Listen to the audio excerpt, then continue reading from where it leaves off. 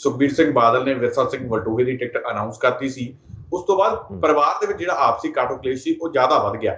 ਜਿਹੜੇ ਉਹਨਾਂ ਦੇ ਸਿਆਸੀ ਸਲਾਹਕਾਰ ਸੀਗੇ ਆਦੇਸ਼ ਪ੍ਰਤਾਪ ਸਿੰਘ ਕੈਰੋਂ ਦੇ, ਗੁਰਮੁਖ ਸਿੰਘ, ਉਹਨਾਂ ਦੇ ਵੱਲੋਂ ਇੱਕ ਵੀਡੀਓ ਪਾ ਕੇ ਗੱਲਬਾਤ ਸਾਰੀ ਦੱਸ ਦਿੱਤੀ ਗਈ ਹੈ। ਪਰਿਵਾਰ ਦੇ ਤੌਰ ਤੇ ਉਹਨਾਂ ਦੇ ਵੱਲੋਂ ਕਹਿ ਦਿੱਤਾ ਗਿਆ, ਪੋਲੀਟੀਕਲ ਸਿਆਸੀ ਸਕੱਤਰ ਜਿਹੜੇ ਉਹਨਾਂ ਦੇ ਹੋਣ ਦੇ ਨਾਂ ਤੇ ਉਹਨਾਂ ਦੇ ਵੱਲੋਂ ਇਹ ਗੱਲ ਕਹਿ ਦਿੱਤੀ ਗਈ ਹੈ ਕਿ ਵਲਟੋਹਾ ਜਿੱਥੋਂ ਟਿਕਟ ਲੜ ਰਹੇ ਨੇ, ਜਿੱਥੋਂ ਵਲਟੋਹਾ ਨੂੰ ਟਿਕਟ ਅਨਾਉਂਸ ਕਰਕੇ ਗਏ ਨੇ ਸੁਖਬੀਰ ਸਿੰਘ ਬਾਦਲ ਖੇਮਕਰਨ ਤੋਂ, ਤਾਂ ਉੱਥੋਂ ਉਹ ਕਹਿੰਦੇ ਕੈਰੋਂ ਪਰਿਵਾਰ ਨੇ ਤੈਅ ਕਰ ਲਿਆ ਕਿ ਜਿਹੜੇ ਸੁਖਬੀਰ ਬਾਦਲ ਦੀ ਸਕੀ ਵੱਡੀ ਭੈਣ ਪਰਨੀਤ ਕੌਰ ਹੈ ਉਹ ਖੇਮਕਰਨ ਤੋਂ ਟਿਕਟ ਲੜੇਗੀ। ਤਾਂ ਹੁਣ ਇਹਦੇ ਵਿੱਚ ਆਪਸੀ ਕਾਟੋ ਕਲੇਸ਼ ਜਿਹੜਾ ਤਾਂ ਛਿੜਿਆ ਹੀ ਹੋਇਆ। ਹੁਣ ਇਹ ਨਹੀਂ ਸਮਝ ਆ ਰਹੀ ਕਿ ਅਕਾਲੀ ਦਲ ਵੱਲੋਂ ਕੌਣ ਲੜੇਗਾ। ਅਕਾਲੀ ਦਲ ਦਾ ਜਿਹੜਾ ਪ੍ਰਧਾਨ ਹੈ ਉਹ ਤਾਂ ਅਨਾਉਂਸ ਕਰ ਗਿਆ ਟਿਕਟ ਵਲਟੋਹਾ ਨੂੰ, ਤੇ ਦੂਜੇ ਪਾਸੇ ਕੈਰੋਂ ਪਰਿਵਾਰ ਕਹਿੰਦਾ ਅਸੀਂ ਅਕਾਲੀ ਦਲ ਵੱਲੋਂ ਲੜਨਾ। ਹੁਣ ਤੁਸੀਂ ਥੋੜਾ ਜਿਹਾ ਸਮਝਾਓ ਕਿ ਇਹ ਕਾਟੋ ਕਲੇਸ਼ ਮੁੱਕਿਆ ਕਿਵੇਂ ਤੇ ਸਾਫ਼ ਸੁਥਰੀ ਤਸਵੀਰ ਸਾਫ਼ ਕਿਵੇਂ ਹੋਏਗੀ, ਖੇਮਕਰਨ ਦਾ ਉਮੀਦਵਾਰ ਕੌਣ? ਸੁਖਵਿੰਦਰ, ਕੀ ਸਮਝਾਇਆ ਜਾਵੇ। ਇੱਕ ਗੰਦੀ ਪਰਿਵਾਰਿਕ ਰਾਜਨੀਤੀ ਹੈ ਜਿਹਦੇ 'ਚ ਇਹ ਉਹੀ ਪ੍ਰਕਾਸ਼ ਸਿੰਘ ਬਾਦਲ ਹੈ ਜਿਹੜੀ ਕੁਨਬਾ ਪ੍ਰਸਤੀ ਇੰਦਰਾ ਗਾਂਧੀ ਦੇ ਉੱਤੇ ਇਲਜ਼ਾਮ ਲਗਾਉਂਦਾ ਹੁੰਦਾ ਸੀ। ਹੁਣ ਆਪ ਕੁਨਬੇ ਦੇ ਪਿੱਛੇ ਸਾਰਾ ਪੰਥ, ਸਾਰੀ ਪਾਰਟੀ ਜਿਹੜੀ ਹੈਗੀ ਹੈ ਉਹ ਆਪਣੀ ਜਿਹੜੀ ਹੈ, ਜਿਸ ਤਰ੍ਹਾਂ ਮੈਂ ਪਹਿਲੇ ਪ੍ਰੋਗਰਾਮ 'ਚ ਕਹਿਣਾ ਕਿ ਮੈਸਰਸ ਪ੍ਰਕਾਸ਼ ਸਿੰਘ ਬਾਦਲ ਐਂਡ ਸੰਸ ਜਿਹੜੀ ਹੈ ਉਹ ਪ੍ਰਾਈਵੇਟ ਫਰਮ ਬਣਾਤੀ ਹੈਗੀ ਹੈ। ਸੋ ਉਹ ਸਾਰਾ ਕੁਝ ਹੋ ਰਿਹਾ ਹੈ। ਆਦੇਸ਼ ਪ੍ਰਤਾਪ ਸਿੰਘ ਆਪਣੀ ਗੱਲ 'ਤੇ ਬਿਜ਼ਦ ਹੈ ਔਰ ਉਹਨਾਂ ਨੇ ਕਿਹਾ ਕਿ ਖੇਮਕਰਨ ਤੋਂ ਮੇਰੀ ਵਾਈਫ ਜਿਹੜੀ ਹੈ ਇਕਲੌਤੀ ਬੇਟੀ ਸਰਦਾਰ ਪ੍ਰਕਾਸ਼ ਸਿੰਘ ਬਾਦਲ ਦੀ ਪਰਨੀਤ ਕੌਰ, ਉਹ ਇਲੈਕਸ਼ਨ ਲੜਨਗੇ। ਤਾਂ ਜ਼ਾਹਿਰ ਹੈ ਕਲੇਸ਼ ਵਧੇਗਾ। ਮੈਂ ਤਾਂ ਪਿਛਲੇ ਪ੍ਰੋਗਰਾਮ 'ਚ ਵੀ ਕਿਹਾ ਸੀ ਕਿ ਮੈਨੂੰ ਕੁਝ ਇੰਡੀਕੇਸ਼ਨ ਹੈ ਕਿ ਸ਼ਾਇਦ ਆਦੇਸ਼ ਪ੍ਰਤਾਪ ਸਿੰਘ ਕੈਰੋਂ ਆਖਰੀ ਹੋਰ ਕੁਝ ਸਮਾਂ ਪਾ ਕੇ ਜਿਹੜਾ ਇਸ ਪਾਰਟੀ ਨੂੰ ਛੱਡ ਦੇਣ ਔਰ ਹੋ ਸਕਦਾ ਕਾਂਗਰਸ ਦੇ ਵਿੱਚ ਚਲੇ ਜਾਣ। ਇਸ ਗੱਲ ਦੀ ਸੰਭਾਵਨਾ ਤੋਂ ਇਨਕਾਰ ਨਹੀਂ ਕੀਤਾ ਜਾ ਸਕਦਾ ਕਿਉਂਕਿ ਕਾਂਗਰਸ ਦੇ ਵਿੱਚ ਉਹਨਾਂ ਦੀ ਪਾਰਟੀ ਦਾ ਪੁਰਾਣਾ ਜਿਹੜਾ ਹੈਗਾ ਬੜੀ ਜ਼ਬਰਦਸਤ ਇੱਕ ਧਰੋਹਰ ਹੈਗੀ ਹੈ। ਦੂਸਰਾ ਇਹ ਹੈ ਕਿ ਕਦੇ ਕਦੇ ਸਰਦਾਰ ਪ੍ਰਕਾਸ਼ ਸਿੰਘ ਬਾਦਲ ਆਖਰੀ ਵੇਲੇ ਜਿਹੜਾ ਹੈ ਥਰਡ ਐਮਪਾਇਰ ਦਾ ਰੋਲ ਪਲੇ ਕਰ ਦਿੰਦੇ ਹੈ। ਹੋ ਸਕਦਾ ਹੈ ਉਹ ਕੁਝ ਦਿਨ ਹੋਰ ਇਹ ਸਾਰਾ ਜਿਹੜਾ ਹੈ ਰੌਲਾ ਰੱਪੇ ਨੂੰ ਚੱਲ ਦੇਣ, ਫਿਰ ਜਿਹੜਾ ਹੈਗਾ ਉਹ ਸੁਖਬੀਰ ਨੂੰ ਮਿਲਾ ਲੈਣ, ਫਿਰ ਵਲਟੋਏ ਨੂੰ ਕਹਿ ਦੇਣ ਕਿ ਕੋਈ ਨਾ ਜੀ ਕਾਕਾ ਜੀ ਤੁਸੀਂ ਇਹ ਛੱਡ ਦਿਓ ਜੀ, ਕੋਈ ਨਾ ਜੀ ਫਿਰ ਬੀਬਾ ਜੀ ਲੜਨੀ ਚਾਹੁੰਦੇ। ਤੁਹਾਨੂੰ ਪਤਾ ਜਿਸ ਤਰ੍ਹਾਂ ਇੱਕ ਵਾਰ ਫਿਰ ਤੁਹਾਨੂੰ ਰੋਕ ਰਿਹਾ ਭੁੱਗਲ ਸਾਹਿਬ, ਗੱਲ ਇਹ ਆ ਵੀ ਜਦੋਂ ਪਹਿਲਾਂ ਟਿਕਟਾਂ ਅਨਾਉਂਸ ਹੁੰਦੀਆਂ ਸੀ ਤਾਂ ਕੋਰ ਕਮੇਟੀ ਦੇ ਵਿੱਚ ਬੈਠਕਾਂ ਹੁੰਦੀਆਂ ਸੀ, ਇਜਲਾਸ ਇਹਨਾਂ ਦਾ ਆਪਣਾ ਜਿਹੜਾ ਪਾਰਟੀ ਦਾ ਬੁਲਾਇਆ ਜਾਂਦਾ ਸੀ, ਉਹਦੇ ਵਿੱਚ ਟਿਕਟਾਂ ਓਕੇ ਹੁੰਦੀਆਂ ਸੀਗੀਆਂ, ਫਿਰ ਲੰਬੀ ਚੌੜੀ ਲਿਸਟ ਆਉਂਦੀ ਹੁੰਦੀ ਸੀ। ਪਰ ਹੁਣ ਸੁਖਬੀਰ ਸਿੰਘ ਬਾਦਲ ਨੇ ਪੂਰੇ ਦਾ ਪੂਰਾ ਰੀਤੀ ਰਿਵਾਜ ਹੀ ਬਦਲਤਾ। ਜਿੱਥੇ ਜਾਂਦੇ ਆ ਰੈਲੀ ਕਰਦੇ ਆ ਤੇ ਉੱਥੇ ਹੁਣ ਉਹਨਾਂ ਨੇ ਟਿਕਟ ਅਨਾਉਂਸ ਕਰਨੀ ਸ਼ੁਰੂ ਕਰ ਦਿੱਤੀ ਹੈ। ਇਹ ਉਹ ਦੇਖੋ ਸਪਸ਼ਟ ਗੱਲ ਹੈਗੀ ਹੈ, ਉਹ ਰਾਜਨੀਤੀ ਉਹਨਾਂ ਨੂੰ ਆਉਂਦੀ ਹੀ ਨਹੀਂ। ਜਿਹੜੀ ਇੱਕ ਲੋਕਤੰਤਰ 'ਚ ਇੱਕ ਚੰਗੀ ਪੋਲੀਟੀਕਲ ਪਾਰਟੀ ਦੀ ਰਾਜਨੀਤੀ ਹੋਣੀ ਚਾਹੀਦੀ ਹੈ, ਉਹਨਾਂ ਨੂੰ ਆਉਂਦੀ ਹੀ ਨਹੀਂ। ਬੇਸਿਕਲੀ ਵਨ ਮੈਨ ਸ਼ੋਅ ਚਲਾਉਣਾ ਚਾਹੁੰਦਾ। ਉਹਨੂੰ ਐਂ ਲੱਗਦਾ ਜਿਵੇਂ ਜਿਸ ਤਰੀਕੇ ਨਾਲ ਉਹ ਆਰਬਿਟ ਹੋਟਲਸ ਔਰ ਆਰਬਿਟ ਟਰਾਂਸਪੋਰਟ ਕੰਪਨੀ ਔਰ ਦੂਸਰੀਆਂ ਕੰਪਨੀਆਂ ਚਲਾ ਰਿਹਾ ਐਜ਼ ਜਨਰਲ ਮੈਨੇਜਰ ਤੇ ਉਹਦਾ CEO ਦੇ ਉਸ ਹਿਸਾਬ ਨਾਲ ਉਹ ਇਸ ਪਾਰਟੀ ਨੂੰ ਚਲਾ ਰਿਹਾ ਹੈਗਾ।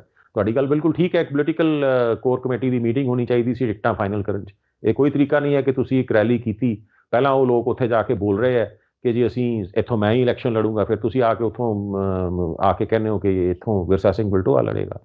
ਸੋ ਉਹ ਤਰੀਕਾ ਤਾਂ ਬਿਲਕੁਲ ਗਲਤ ਹੈ। ਲੇਕਿਨ ਇਹ ਕਈ ਪਾਰਟੀਆਂ 'ਚ ਹੋ ਰਿਹਾ ਹੈਗਾ, ਜਿਹਨਾਂ ਪਾਰਟੀਆਂ ਦੇ ਵਿੱਚ ਜਿਹੜੀ ਹੈ ਪੋਲੀਟੀਕਲ ਸਟਰਕਚਰ ਟੁੱਟ ਚੁੱਕੇ ਆ ਔਰ ਵਿਅਕਤੀ ਪ੍ਰਧਾਨ ਹੋ ਚੁੱਕੇ ਆ, ਉਹਨਾਂ ਪਾਰਟੀਆਂ 'ਚ ਇਹੀ ਕੁਝ ਚੱਲ ਰਿਹਾ। ਕਾਂਗਰਸ ਪਾਰਟੀ 'ਚ ਵੀ ਇਹੀ ਪ੍ਰੋਬਲਮ ਹੋ ਗਈ ਸੀਗੀ। ਸਾਰੀ ਦੀ ਸਾਰੀ ਜਿਹੜੀ ਰਾਜਨੀਤਿਕ ਖੇਲ ਗਾਂਧੀ ਪਰਿਵਾਰ ਚਲਾਉਂਦਾ ਸੀ, ਟਿਕਟ ਅਨਾਉਂਸ ਹੋ ਜਾਂਦੀ ਸੀ, ਫਿਰ ਲਾਸਟ ਮੋਮੈਂਟ ਤੇ ਕੱਟ ਕੇ ਟਿਕਟ ਕਿਸੇ ਹੋਰ ਨੂੰ ਦਿੱਤੀ ਜਾਂਦੀ ਸੀ। ਤਾਂ ਜਿਸ ਤਰ੍ਹਾਂ ਮੈਂ ਕਿਹਾ ਕਿ ਸਰਦਾਰ ਪ੍ਰਕਾਸ਼ ਸਿੰਘ ਬਾਦਲ ਹੋ ਸਕਦਾ ਕਿਸੇ ਸਟੇਜ ਦੇ ਉੱਤੇ, ਮੈਨੂੰ ਨਹੀਂ ਪਤਾ ਉਹ ਕਰਨਗੇ ਜਾਂ ਨਹੀਂ ਕਰਨਗੇ, then he can come up as a third umpire. ਪਰ ਜਥੇਬੰਦਕ ਢਾਂਚੇ ਦਾ ਐਲਾਨ ਹੋਇਆ ਸੀ, ਯੂਥ ਦੇ ਜਥੇਬੰਦਕ ਢਾਂਚੇ ਦਾ। ਜਦੋਂ ਵੀ ਕੋਈ ਜਥੇਬੰਦਕ ਢਾਂਚੇ ਦਾ ਐਲਾਨ ਹੁੰਦਾ ਹੈ ਤਾਂ ਉਦੋਂ ਉਹਦੇ ਵਿੱਚ ਇਹ ਲਿਖਿਆ ਜਾਂਦਾ ਵੀ ਸੁਖਬੀਰ ਸਿੰਘ ਬਾਦਲ ਤੇ ਬਿਕਰਮ ਸਿੰਘ ਮਜੀਠੀਆ ਦੇ ਨਾਲ ਸਲਾਹ ਕਰਕੇ ਇਸ ਬੰਦੇ ਨੂੰ ਪ੍ਰਧਾਨ ਬਣਾਇਆ ਗਿਆ, ਇਸ ਜਥੇਬੰਦਕ ਢਾਂਚੇ ਦਾ ਐਲਾਨ ਕੀਤਾ ਗਿਆ। ਪ੍ਰਕਾਸ਼ ਸਿੰਘ ਬਾਦਲ ਦਾ ਤਾਂ ਕਿਤੇ ਨਾਮ ਹੀ ਨਹੀਂ ਆਉਂਦਾ, ਬਿਲਕੁਲ ਨਹੀਂ ਆਉਂਦਾ। ਪਰ ਫਿਰ ਵੀ ਹਜੇ ਬੀਇੰਗ ਅ ਫੈਮਿਲੀ ਪੈਟਰੀਆਰਕ, ਇੱਕ ਬਜ਼ੁਰਗ ਹੋਣ ਦੇ ਨਾਤੇ, ਇੱਕ ਵੱਡੇ ਹੋਣ ਦੇ ਨਾਤੇ, ਜੋ ਕਿਤੇ ਬੋਲ ਪਏ, ਹਾਲੇ ਤੱਕ ਤਾਂ ਨਹੀਂ ਬੋਲੇ, ਜੇ ਬੋਲ ਪਏ ਤਾਂ ਉਹਨਾਂ ਨੂੰ ਸੁਣਨਾ ਇਹਨਾਂ ਦੀ ਮਜਬੂਰੀ ਹੋ ਜਾਊਗੀ।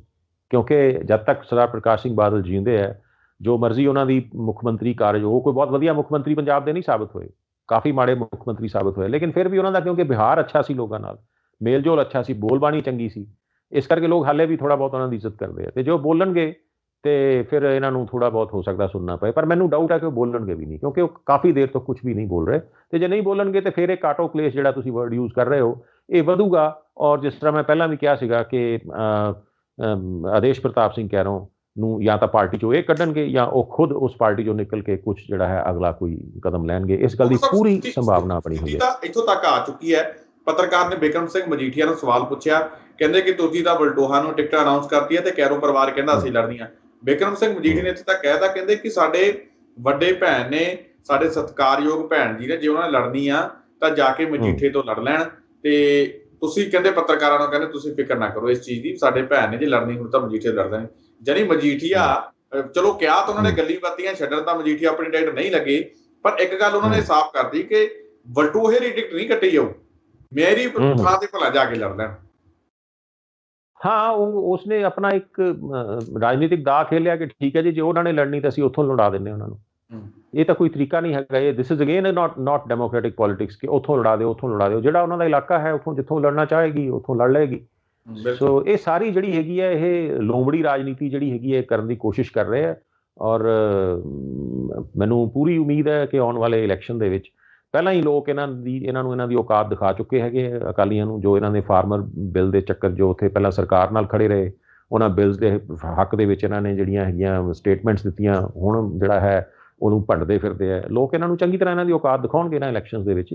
ਪਰ ਅਫਸੋਸ ਇਹੀ ਹੈ ਕਿ ਰਾਜਨੀਤਿਕ ਜੋੜ ਤੋੜ ਹੋਏਗਾ, ਕੈਪਟਨ ਅਮਰਿੰਦਰ ਸਿੰਘ ਨਾਲ ਜੋੜ ਤੋੜ ਹੋਏਗਾ ਕਿ ਸਾਡੀਆਂ ਜਿਹੜੀਆਂ ਪਰਸਨਲ ਸੀਟਾਂ ਉਹ ਸਾਨੂੰ ਜਿੱਤ ਲੈਣ ਦਿਓ, ਅਸੀਂ ਤੁਹਾਨੂੰ ਨਹੀਂ ਤੰਗ ਕਰਦੇ। ਸੋ ਪ੍ਰਕਾਸ਼ ਸਿੰਘ ਬਾਦਲ, ਵਿਕਰਮ ਮਜੀਠੀਆ ਔਰ ਸੁਖਬੀਰ ਸਿੰਘ ਬਾਦਲ ਐਟਸੈਟਰਾ ਜਾਂ ਇੱਕ ਅੱਧਾ ਕੋਈ ਹੋਰ, ਉਹ ਸੀਟਾਂ ਜਿਹੜੀਆਂ ਹੈਗੀਆਂ ਕਾਂਗਰਸ ਇਨਸ਼ੋਰ ਕਰੂਗੀ ਕਿ ਉਹ ਜਿੱਤ ਜਾਣ, ਮਾੜੇ ਕੈਂਡੀਡੇਟ ਖੜੇ ਕਰਕੇ ਉਹਨਾਂ ਨੂੰ, ਜਿਸ ਤਰ੍ਹਾਂ ਹਮੇਸ਼ਾ ਹੁੰਦਾ ਆਇਆ ਇੱਥੇ। ਤਾਂ ਲੋਕਾਂ ਦੇ ਨਾਲ ਧੱਕਾ ਤਾਂ ਕੀਤਾ ਹੀ ਜਾਂਦਾ, ਲੋਕਤੰਤਰ ਦਾ ਸੱਤਿਆਨਾਸ਼ ਇਹਨਾਂ ਹੀ ਐਲੀਮੈਂਟਸ ਨੇ ਕੀਤਾ ਹੋਇਆ, ਤੇ ਫਿਰ ਇੱਕ ਵਾਰੀ ਕਰ ਦੇਣਗੇ। ਪਰ ਇੱਕ ਬਹੁਤ ਹੀ ਮਾੜਾ ਇਤਿਹਾਸ ਰਚਿਆ ਜਾਏਗਾ ਇੱਕ ਵਾਰੀ ਫਿਰ। ਪਰ ਅਕਾਲੀ ਦਲ ਜਿਹੜਾ ਹੈਗਾ ਉਹ 10 ਸੀਟਾਂ ਵੀ ਨਹੀਂ ਟੱਪੇਗਾ।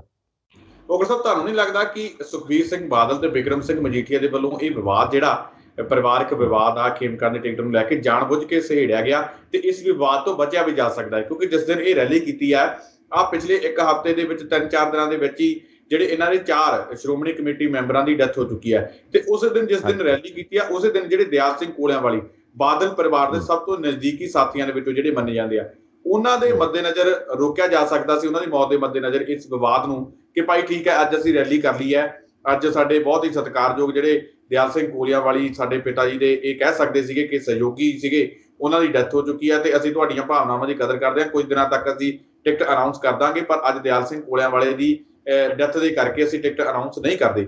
ਤਾਂ ਇਸ ਕਰਕੇ ਬਚਿਆ ਵੀ ਜਾ ਸਕਦਾ ਸੀ ਇਸ ਵਿਵਾਦ ਤੋਂ ਸੁਖਬੀਰ ਬਾਦਲ ਤੇ ਬਿਕਰਮ ਸਿੰਘ ਮਜੀਠੀਆ ਦੇ ਵੱਲੋਂ।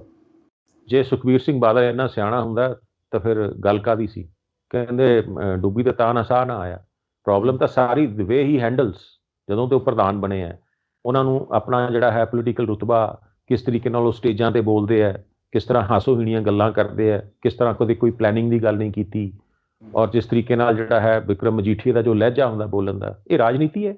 ਮੈਂ ਤਾਂ ਇਹਨੂੰ ਰਾਜਨੀਤੀ ਨਹੀਂ ਕਹਿੰਦਾ, ਇਹ ਤਾਂ ਕੁਛ ਹੋਰ ਹੀ ਹੈ ਜੋ ਸਾਡੇ ਫਿਰ ਪਿੰਡਾਂ ਦੇ ਵਿੱਚ ਹੁੰਦਾ ਉਹਨੂੰ ਤੁਸੀਂ ਗੁੰਡਾਗਰਦੀ ਕਹਿ ਲਓ, ਬੁਰਸ਼ਾਗਰਦੀ ਕਹਿ ਲਓ। ਕਾਂਗਰਸੀ ਵੀ ਕਰਦੇ। ਮੈਂ ਅਕਾਲੀਆਂ ਦਾ ਕੋਈ ਇੱਦਾਂ ਵਿਰੋਧੀ ਨਹੀਂ ਹੈਗਾ ਕਿ ਮੈਂ ਕਾਂਗਰਸੀ ਜਾਂ ਜੋ ਵੀ ਹੈ, ਸ਼ਾਇਦ ਸਾਡੇ ਸਰੋਤਿਆਂ ਨੂੰ ਲੱਗੇ ਕਾਂਗਰਸੀ ਇਸ ਤੋਂ ਵੀ ਮਾੜਾ ਕੰਮ ਕਰਦੇ ਰਹੇ, ਬਹੁਤ ਗੁੰਡਾਗਰਦੀ ਕਾਂਗਰਸੀਆਂ ਨੇ ਵੀ ਕੀਤੀ ਹੈ। ਸੋ ਸਵਾਲ ਤਾਂ ਇਹ ਹੈ ਕਿ ਸਾਡੇ ਲੋਕਾਂ ਨੂੰ ਇਹ ਦੇਖਣਾ ਪਏਗਾ ਕਿ ਸਾਡੀ ਰਾਜਨੀਤੀ ਦਾ ਕੋਈ ਮਿਨੀਮਮ ਸਟੈਂਡਰਡ ਮੇਨਟੇਨ ਹੋਵੇ। ਜਿਹੜੇ ਲੋਕ ਉਹ ਮੇਨਟੇਨ ਨਹੀਂ ਕਰਦੇ ਉਹਨਾਂ ਨੂੰ ਧੋਤਾ ਜਾਵੇ। ਲੋਕਾਂ ਨੂੰ ਆਪਣੀ ਸ਼ਕਤੀ ਪਛਾਣਨੀ ਪਏਗੀ। ਜੇ ਪਛਾਣ ਲੈਣਗੇ ਠੀਕ ਹੈ, ਨਹੀਂ ਆਪਾਂ ਸਾਰੇ ਜਹਾਜ਼ ਤਾਂ ਡੁੱਬਦਾ ਦੇਖ ਹੀ ਰਹੇ ਹਾਂ। ਆਲਰੇਡੀ ਸਾਡਾ ਜਿਹੜਾ ਲੋਕਤੰਤਰ ਹੈ ਉਹ 47 ਤੋਂ ਵੀ ਥੱਲੇਵੇਂ ਸਥਾਨ ਦੇ ਉੱਤੇ ਆ ਗਿਆ। ਬੀਜੇਪੀ ਨੇ ਵੈਸੇ ਹੀ ਸਤਿਆਨਾਸ਼ ਕਰਤਾ ਹੈ। ਰਹਿੰਦੀ ਖਹਿੰਦੀ ਕਸਰ ਜਿਹੜੇ ਇਹ ਲੋਕ ਪੂਰੇ ਕਰ ਦੇਣਗੇ। ਇੱਥੇ ਫਿਰ ਉਹੀ ਕੁਛ ਹੋਏਗਾ, ਜਿਸਕੀ ਲਾਠੀ ਉਸਕੀ ਭੈਂਸ। ਜਿਹਨੂੰ ਮਰਜ਼ੀ ਅੰਦਰ ਕਰ ਦਿਓ, ਜਿਹਨੂੰ ਮਰਜ਼ੀ ਲੁੱਟੋ, ਕੋਈ ਟੈਕਸ ਦੇਵੇ ਨਾ ਦੇਵੇ, ਕੋਈ ਜਿਹੜਾ ਤੁਹਾਡੇ ਨਾਲ ਨਹੀਂ ਚੱਲਦਾ ਉਹਦੇ ਤੇ ਤੁਸੀਂ ਵਿਜੀਲੈਂਸ ਦਾ ਕੇਸ ਪਾ ਦਿਓ, ਜਾਂ ਉਹਦੇ ਤੇ ਤੁਸੀਂ ਜਿਹੜੇ ਹੈ ਸੈਂਟਰ ਦੀਆਂ ਜਿਹੜੀਆਂ ਏਜੰਸੀਜ਼ ਉਹਦੇ ਮਗਰ ਲਾ ਦਿਓ, ਤੇ ਜੇ ਉਹ ਤੁਹਾਡੇ ਨਾਲ ਆ ਜਾਏ ਤੇ ਸਾਰੇ ਪਾਪ ਮਾਫ। ਬੰਗਾਲ 'ਚ ਇਹੀ ਹੋ ਰਿਹਾ ਨਾ। ਜਿੰਨੇ ਵੀ TMC ਦੇ ਪੁਰਾਣੇ ਨੇਤਾ ਸੀਗੇ ਉਹਨਾਂ ਦੇ ਉੱਤੇ ਕੇਸ ਖੁੱਲ੍ਹੇ ਗਏ। ਜਿੱਦਾਂ ਹੀ ਉਹ TMC ਦੇ ਨੇਤਾ ਡਰਦੇ ਮਾਰੇ ਆ ਕੇ BJP ਸ਼ਾਮਿਲ ਹੋ ਕੇ ਸਾਰੇ ਕੇਸ ਬੰਦ ਕਰਤੇ ਗਏ। ਇਹੀ ਕੁਛ ਇੱਥੇ ਹੋਊਗਾ। ਆਪਸੀ ਜਿਹੜੀ ਹੈ ਕੋਲਿਊਜ਼ਨ ਆਫ ਦਾ ਇਲੀਟਸ, ਜਿਹੜਾ ਰੂਲਿੰਗ ਵਰਗ ਹੈ, ਜਿਹੜਾ ਰਾਜ ਕਰਨ ਵਾਲਾ ਵਰਗ ਹੈ, ਉਹਨਾਂ ਦੇ ਆਪਸ ਜਦੋਂ ਇੱਦਾਂ ਦਾ ਜਿਹੜਾ ਹੈ ਸਮਝੌਤੇਬਾਜ਼ੀ ਹੋਣ ਲੱਗ ਜਾਣ ਕਿ ਅਸੀਂ ਤੁਹਾਨੂੰ ਨਹੀਂ ਛੱਡਾਂਗੇ, ਤੁਸੀਂ ਮੈਨੂੰ ਨਹੀਂ ਛੱਡੋਗੇ, ਤਾਂ ਫਿਰ ਲੋਕਾਂ ਨੂੰ ਦੇਖਣਾ ਪਊਗਾ ਕਿ ਇਹ ਜਿਹੜਾ ਧੋਖਾ ਹੋ ਰਿਹਾ ਲੋਕਤੰਤਰ ਦੇ ਨਾਂ ਤੇ, ਇਸ ਨੂੰ ਅਸੀਂ ਕਿੱਦਾਂ ਰੋਕਣਾ ਹੈਗਾ।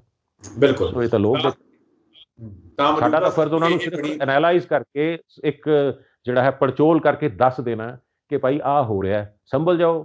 ਠੀਕ ਹੈ, ਨਹੀਂ ਨਹੀਂ ਸੰਭਲਣਗੇ ਤਾਂ ਆਪਾਂ ਸਾਰੇ ਡੁੱਬਾਂਗੇ, ਉਹ 'ਚ ਅਸੀਂ ਵੀ ਡੁੱਬਾਂਗੇ, ਲੋਕ ਵੀ ਡੁੱਬਣਗੇ, ਫਿਰ ਸ਼ਿਕਾਇਤ ਨਾਲ ਕੋਈ ਮੌਕਾ ਨਹੀਂ ਹੋਏਗਾ। ਬਿਲਕੁਲ। ਤਾਂ ਸਥਿਤੀ ਅਜਿਹੀ ਬਣ ਗਈ ਹੈ ਪੰਜਾਬ ਦੀ ਸਿਆਸਤ ਦੇ ਵਿੱਚ ਕਿ ਦੂਜੀਆਂ ਪੋਲੀਟੀਕਲ ਪਾਰਟੀਆਂ ਦੇ ਵਿਰੋਧ ਦੇ ਵਿੱਚ ਲੜਨ ਨਾਲੋਂ ਪਹਿਲਾਂ ਆਪਸ ਦੇ ਵਿੱਚ ਜਿਹੜੇ ਕਾਟੋ ਕਲੇਸ਼ ਆ, ਚਾਹੇ ਉਹ ਕਾਂਗਰਸ ਦਾ ਹੋਵੇ ਚਾਹੇ ਉਹ ਅਕਾਲੀ ਦਲ ਦਾ ਹੋਵੇ ਚਾਹੇ ਆਮ ਆਦਮੀ ਪਾਰਟੀ ਦਾ ਹੋਵੇ। ਪਹਿਲਾਂ ਇਹਨਾਂ ਨੂੰ 2022 ਦੀ ਤਿਆਰੀ ਕਰਨ ਦੇ ਲਈ ਆਪਸ ਦੇ ਵਿੱਚ ਲੜਨਾ ਪੈ ਰਿਹਾ, ਫਿਰ ਕਿਤੇ ਜਾ ਕੇ ਇਹ ਵਿਰੋਧੀ ਪਾਰਟੀਆਂ ਦੇ ਨਾਲ ਲੜਨਗੇ। ਤਾਂ ਭੁੱਗਲ ਸਾਹਿਬ, ਤੁਸੀਂ ਇਹਨਾਂ ਅਹਿਮ ਮੁੱਦਿਆਂ ਦੇ ਉੱਪਰ ਸਾਡੇ ਨਾਲ ਗੱਲਬਾਤ ਕੀਤੀ ਹੈ, ਤੁਹਾਡਾ ਬਹੁਤ ਬਹੁਤ ਧੰਨਵਾਦ, ਤੁਸੀਂ ਕੀਮਤੀ ਸਮਾਂ ਦਿੱਤਾ।